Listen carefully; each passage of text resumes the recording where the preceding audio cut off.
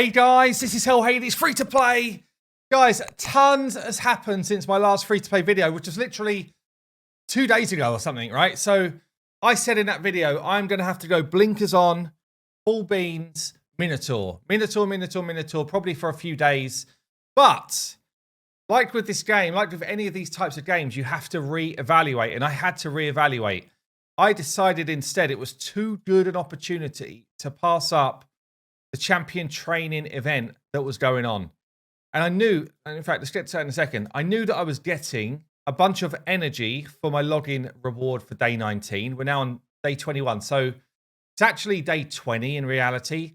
Tomorrow at 9 p.m. my time, which is about 36 hours from now, will be exactly 3 weeks of playing for me on this free-to-play account. So this day 21 is kind of misleading because it's almost like out by a day and a half. But anyway, we got energy here. I got a book here. I knew that I was picking up a ton of energy from the clan versus clan. Yeah, clan versus clan for a new player is actually phenomenal just for these milestone rewards, if nothing else. Like, you just get loads of chickens, energy, a shard, a book. All of this stuff is phenomenal. Even though we had no chance of winning, Al-Naka absolutely destroyed us, which is a shame because these rings would have been nice. But anyway, so I had a ton of energy coming from that. I also had a good amount of energy, well, 1,000 energy coming from the clan shop. Picked up 1,000, which is massive again for a newer player. And at the moment, accessories are locked, so I don't really have an alternative to spend on unless I bought some silver up, which is not a terrible thing to do. But you can see I've still got 465 gold waiting to go for next reset. So I've literally just gone all in. I think I also bought the energy from the bazaar here. So literally anywhere that I could get it, I got it. Okay. And I slammed all of that into trying to get the legendary book in champion training. So you can see here, champion training, it's finished. I got my legendary book, beautiful, and a shard, and some gems, and some Titan points. But I also won the group. So I get double bubble, legendary book. I also get some relentless gear, which could be phenomenal for this account because getting 6-star legendary relentless gear is, as a free-to-play, it's so rare. Yeah, it's really only early game that you can do this.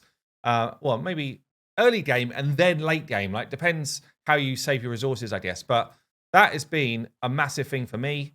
And then as an addition, I'm now pumping a bit of spider because I've realized that spider accessories is a bit of a downside to me. So I'm also going to try and get this shard, maybe this book as well. I don't know if I'll get enough in a day. So I don't know if I've got enough resources, but I'll definitely get this shard. And maybe we'll see how we go after that. So winning that was big. Now, I will say an eternal soulstone. Okay, Raid, I don't care about this. An eternal soulstone for me on this account compared to my main account is actually complete trash. On my main account, I'm like, yeah, this, like, I own most champions. So an eternal soulstone, you're like, brilliant, bring it on. I'm going to get myself something cool, right? Or I've got a chance to. On this account, I'm basically just throwing in the champions that I have 6-starred or that I will use a lot. Okay, so DIDNT, I'm going to use a ton throughout the life of this account. Maud as well. And Jules, already 6-starred. She's going to be used a ton, at least for now. Okay, so any of those would be huge. KO obviously is the man when it comes to the soul I need. But actually, this is the true guy that I need a soul for. Rathalos would if I got a 1-star soul, it would be a huge achievement for this account. But if I got something through the Eternal Soulstone, it would be absolutely top tier. The trouble is, the wish list is complete trash. And it's probably going to prove me wrong in this video, and I'm going to get egg on my face, but it is a trash list, okay? Think about it. There's, let's say, 300 epics in the game.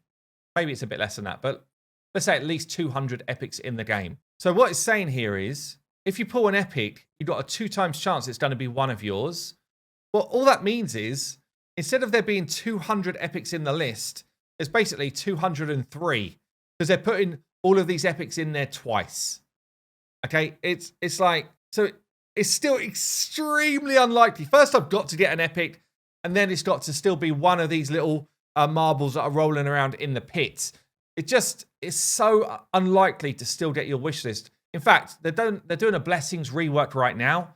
This is something I've asked them. Are you addressing this? Because for a really old player like my main account, souls are still kind of fun because you're going to get stuff that you own. You might get not the champions that you want, but you will get champion souls that you own. But for a new player, it's like, what's the point in this? I never get anything I want. So we'll see. I could prove myself completely wrong. Let's have a look and see what we get. It's an epic. Is it one of my 3? Of course it's not. Of course it's not. I wish I had a Fane, but I don't. So now that's complete trash. And I bet what most people do at this point is to just sell it. I don't own her. I'll sell it. Well, that's going to get me nothing that I need. There's literally no value in me selling it. So unless I find something in the Mystic Market that in the Soul Merchant that I cannot afford, there's no value in me selling anything in here. There is value in me doing this and saying, okay, well, at least give me a crap one. At least give me the crap one.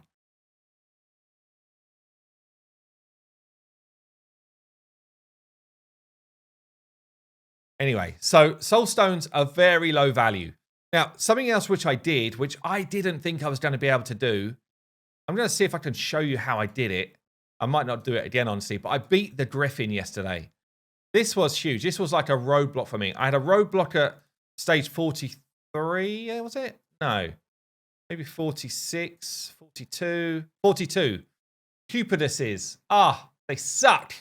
Cupidus and Venus together for a number of waves sucked hard. And I had to rely on some very good RNG with my freezes to get through that wave and a shield set. Like, that was the only way I was getting through it. And that took me ages. Then I fought the Griffin yesterday. We can't go there. So what I've done is I recently pulled Endalia. Endalia, actually, I took her straight to 5-star because I really wanted her decrease attack for Ice Golem, right? But she's also a good affinity against this Griffin. And I will say, affinity matters a lot in this fight.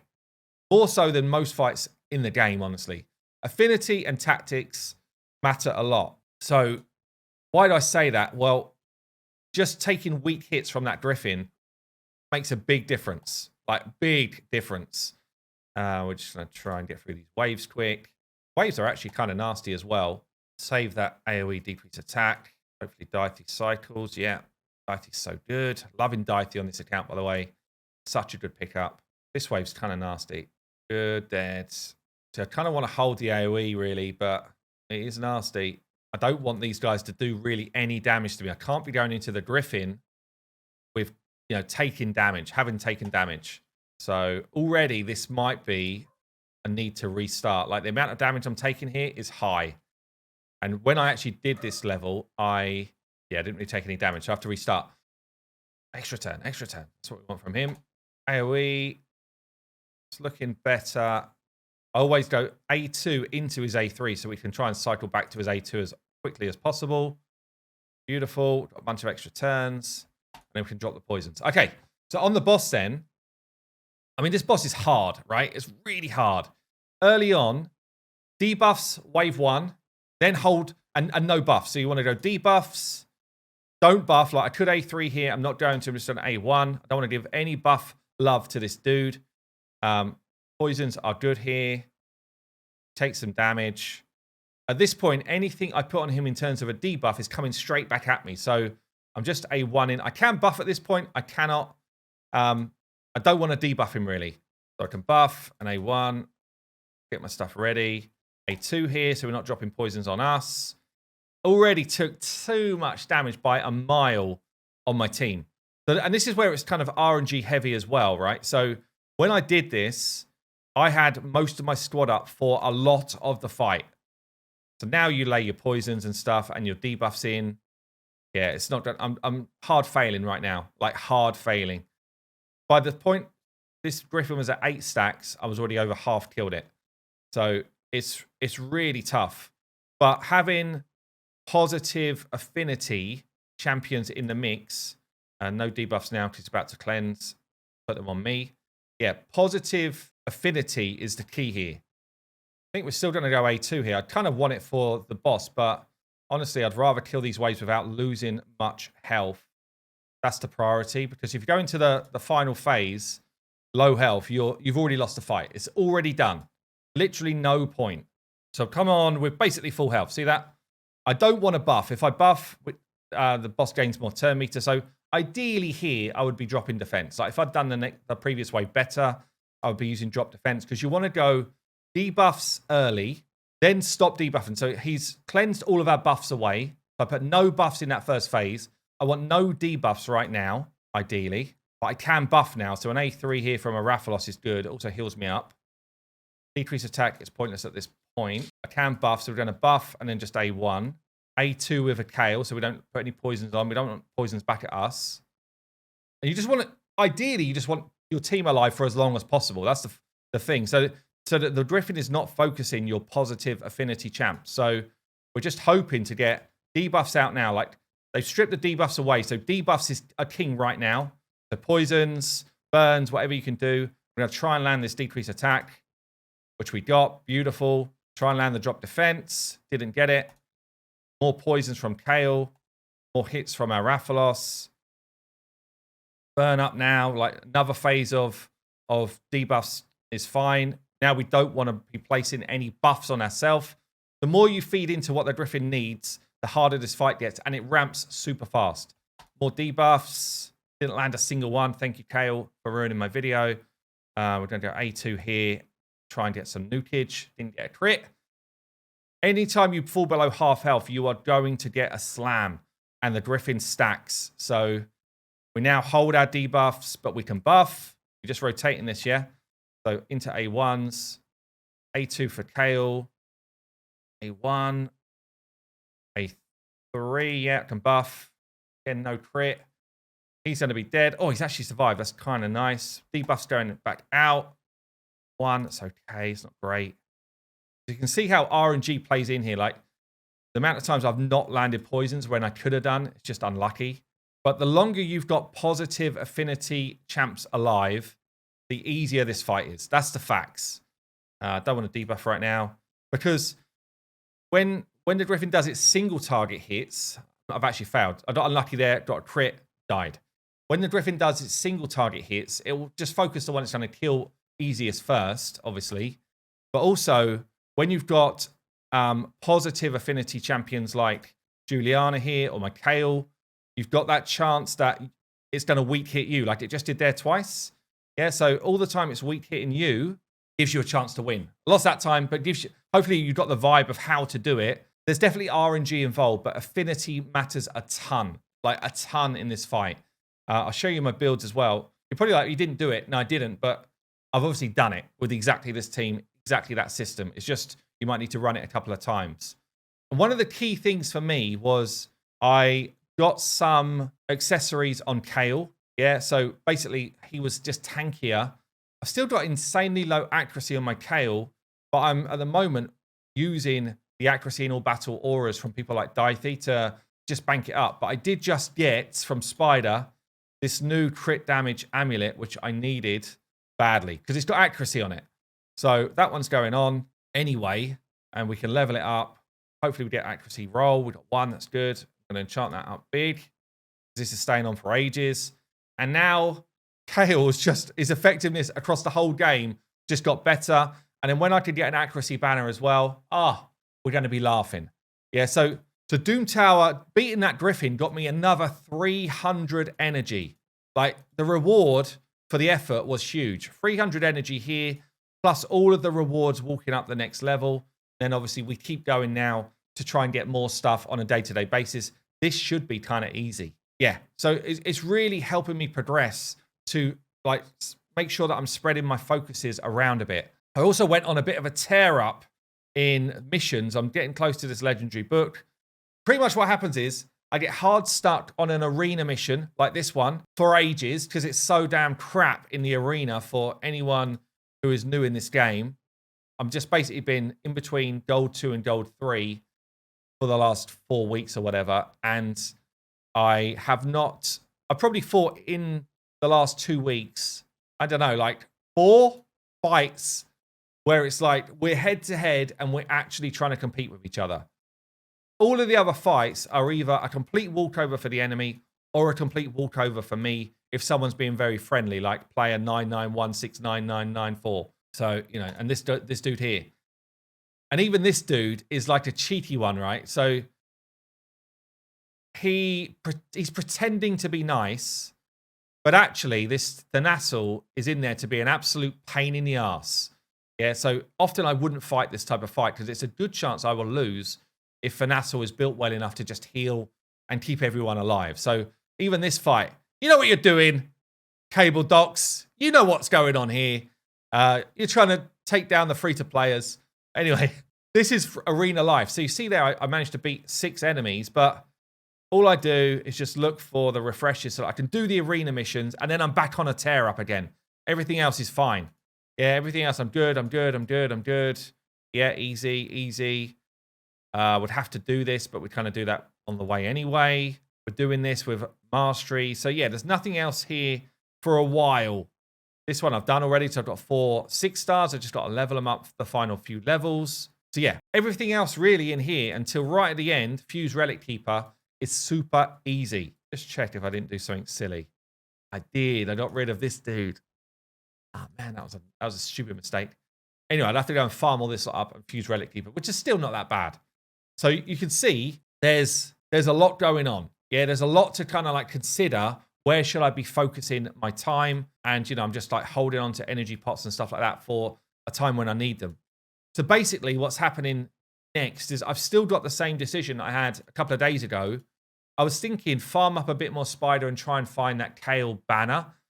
But honestly, because I just got my amulet, which does give me some accuracy now, I think I'm good. But I beat stage 17 Dragon yesterday when I was doing the mission for or get items from Dragon. Where else did I push? For missions, I pushed to stage 13 Ice Golem. I think that's about it. I pushed quite far in Arcane Keep, 17 on Arcane. Can't show you that, but I pushed similarly in Force Keep. Yesterday, I was on about 15, I think, in Magic Keep. There is a mission for me to try and beat stage 13 on Auto. Did that go? The trouble with doing this type of stuff is it just eats your energy, which you should be using somewhere else. Maybe we'll try it, though. Whilst this is running, I wanted to show you this as well. So Saf has been doing his genius work. We've got the free-to-play tournament here. You can still join, by the way, today, if you wanted to, as a community member, because the community stuff is all based on how quickly you achieve things. If you want to get involved and get on the leaderboards, all of the creators that were involved are here. You can go and find them out, and we can show the leaderboards by our team. So at the moment, Team Scratch is leading the way. Broken Not Dead, absolutely killing it, along with Propkio. I think I'm saying that right. Propsio. And my team, Team Hell Hades, currently in second place, doing well. Gauging Gamer actually had to restart, so that's why he's below on so many points. But Mullet Reaver is killing it. And then I'm coming up in second place in our team. So we're doing well. But something else that you can do. So right now, this is showing where I'm at on leaderboards versus the other creators. So if you see me on the leaderboard on this page, you can kind of see where I'm doing. So, you know, champion development, I'm basically joint second. I'm on the main page for Great Hall. Top few for Classic Arena. Main page for Faction Wars. Basically, everyone's doing the same in Tag Team. Where else have I done well? Normal Doom Tower. For the first rotation, I was in with the top group. And for the second rotation, there's a few of us. There's a few of us which are up there that have beat stage 40 or done 49, waiting to do stage 50. Mullet Reaver killing it on Clan Boss. Double anyone else's damage. Look at his team. The dude's just like pulled, God pulls. Geo, Deke, Kale, Miscreated Monster, Raphalos. Absolutely great Clan Boss team dropping up there. I've got the best Hydra. Yeah, Dragon now I'm in second place behind Mullet. So you can see all the leaderboards, and something which Saf has added is show my progress, which is so cool. So literally at a glance, and you've got this as well, if you're a community member, it's like, where are you versus the group and how many points have you earned? Yeah, so you can see here, there's a few areas where I'm not doing that well. Honestly, though, this seems weird because I guess I'm just even with everyone else, but I feel like I got there quicker than a lot. Anyway, doesn't matter. You can kind of see where you're lagging behind, you know, where there are points to be got, basically. And then from a community point of view, I can see where I am against the whole community that are playing right now. 1,163 in the mix. So over 1,000 runners. And, I can kind of see where I'm doing well. Number 1 for Hydra so far. I'll take it. Top 10 for Dragon. Yeah, so very, very cool. Really good work from Saf here. If you want to kind of check out these and see how everyone is getting on. If I take off show my progress and we're just looking at the community stuff, you can see, a bunch of people have got 560s already. Actually, I'm close to it. This is what's insane to me. The faction war progress from some of these guys. Absolutely nuts. 267 stars. Bear in mind, I've been playing hard, right? I've been playing this free-to-play account way more than my main. I'm on 95 stars. I guess I don't know. I no, there's no excuses. I'm just way behind. Like, there's no reason in my head that I'm so far behind, but I am. So, yeah, kind of nuts. Got stage 13. This is the one that's going to finish off a mission for me, actually. So if we get 13 done, I'm very close to a Sacred Shard. I just got to also take on stage 13 Fire Knight, which at the moment I think is massively my weak point. Don't really have multi-hit champions. There was a progressive chance yesterday for a lore. So I pulled like 4 ancients and I did get an epic, but it wasn't a lore. It turned out to be some trash bag and the dream was gone. But a lore would have been colossal at this point. And this is where like you choose your starter champion comes in so big. A lore absolute like gives you the easy street through Fire Knight. Mordecai pairs really well with the Rathalos and enables his damage, but also helps you with Spider. And then Miscreated Monster is actually just like a real hard carry with some control for actually everywhere. Like Miscreated Monster is like the jack of all trades, master of none. Whereas Maud and Allure are masters, but they're not really the jack of all trades. So very interesting to see how people are progressing their different accounts based on, the starter picks. But yeah, look, as I say, tons going on and, really making some crazy good progress. But there's a couple of hard stops. Really, Fire Knight is one. I did pick up a little cheeky dwarf who can help me with Fire Knight. So this guy's got reflect damage, which burns through layers of the shield. And that's what I'm struggling with, is the shield not killing the boss. So this dwarf, I think I'm going to have to... He's also got double hit and double hit. I think I'm going to have to get the dwarf in the mix because I don't really have a lot else going for me when it comes to Fire Knight. He's got a quad hit, but otherwise single hit, single hit. She does have a double hit. Difey would come just because of his extra turn cycling. Luria's got heal reduction, potentially, which is useful, but it's so inconsistent that I can't really rely on that. So you can see there's a lot of choices to make, but I do think the dwarf is going to be the way I unlock this Sacred Shard. So anyway, that's going to be it for this video. Hope you enjoyed it. Hell Hades free-to-play challenge in full flight, coming up for 3 weeks playing it, and 1, 2, 3, 4 60s, 3 food champions ready for the next one, and yeah, all of my leveling, all of my account is just kind of like moving on. I'll catch you soon.